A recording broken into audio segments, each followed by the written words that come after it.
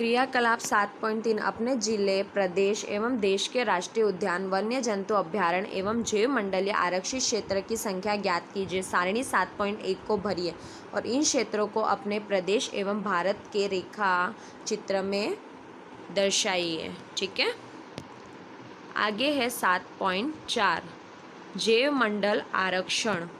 Professor Ahmad एवं माधव जी के साथ बच्चों ने जैव मंडल आरक्षित क्षेत्र में प्रवेश किया। माधव जी ने समझाया कि जैव विविधता के संरक्षण के उद्देश्य से जैव मंडल आरक्षित क्षेत्र बनाए गए हैं। तो माधव जी ने क्या समझाया? जैव विविधता से संरक्षण से क्या बनाया गया है? आरक्षित क्षेत्र बनाए गए हैं। जैसा कि आप जानते ही है कि जैव विविधता का अर्थ है किसी क्षेत्र विशेष में पाए जाने वाले सभी पौधे, जंतु और सूक्ष्म जीव की विभिन्न प्रजातियां। किसी क्षेत्र का जैव मंडल आरक्षित क्षेत्र उस क्षेत्र की जैव विविधता एवं संस्कृति को बनाए रखने में सहायक होता है।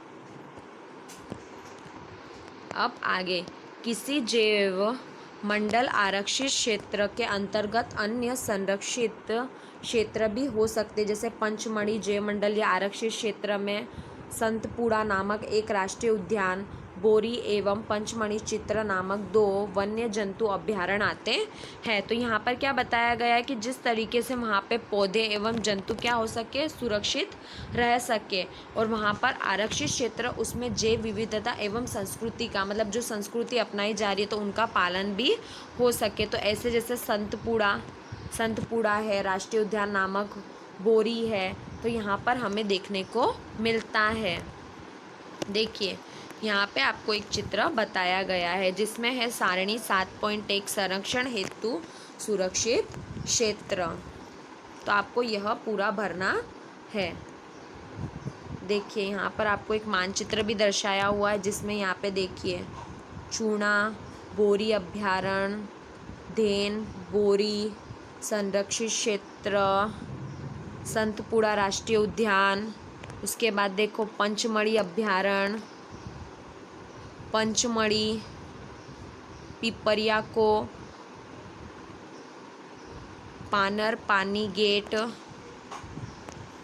इस तरीके से पंचमढ़ी जैव मंडलीय आरक्षित क्षेत्र है।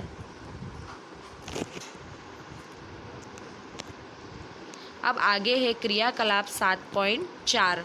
क्रियाकलाप 7.4 में यह दर्शाया हुआ है कि आपके अपने क्षेत्र में जैव विविधता को विक्षोभित करने वाले कारकों की सूची बनाइए। इससे कुछ क्रियाकलाप अनजाने में जैव विविधता के विक्षोभन उत्पन्न कर सकते हैं। मनुष्य इन गतिविधियों की सूची बनाए, इन्हें कैसे रोका जा सकता है अपनी कक्षा में इसकी चर्चा कीजिए तथा इसकी संक्षिप्त रिपोर्ट अपनी कॉपी में नोट कीजिए।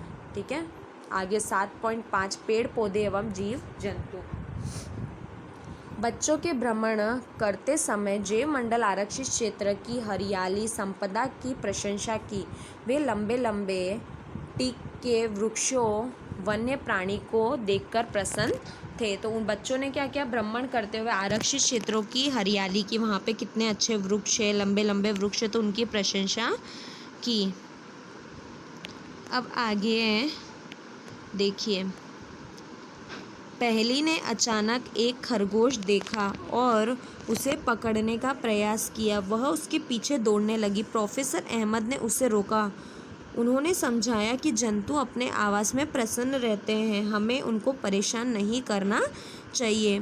माधव जी ने समझाया कि कुछ जंतु एवं पौधे क्षेत्र में विशेष में पाए जाते, किसी विशेष क्षेत्र में पाए जाने वाले पेड़ पौधे उस क्षेत्र के वनस्पति जात एवं जीव जंतु प्राणी जात कहलाते हैं। तो क्या हुआ? पहली क्या करने लगी? खरगोश को पकड़ने के लिए भागने लगी। तो प्रोफेसर अहमद और माधव जी ने उसको समझाया कि इन्हें नहीं पकड़ना चाहिए। क्यों? क्योंकि ये यहाँ पर स्वतंत्रता पूर्वक रह सकते हैं, इसलिए हमें इनको नुकसान नहीं पहुँचाना चाहिए।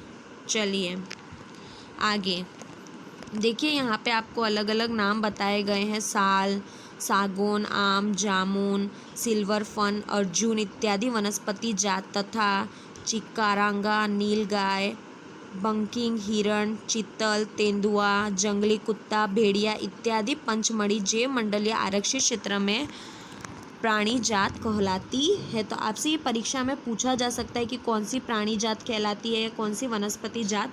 तो इस तरीके से आपको याद रखना है, जो चित्र 7.2 में दर्शाया हुआ है। तो देखिए यहाँ पे आपको एक चित्र बताया हुआ है, जंगली कुत्ता, चीतल, भेड़िया, तेंदुआ, फन, जामुन। देखिए इस तरीके से ए में देखो आपको क्या बताया गया है, जंगली कुत्ता, तो ये रहा।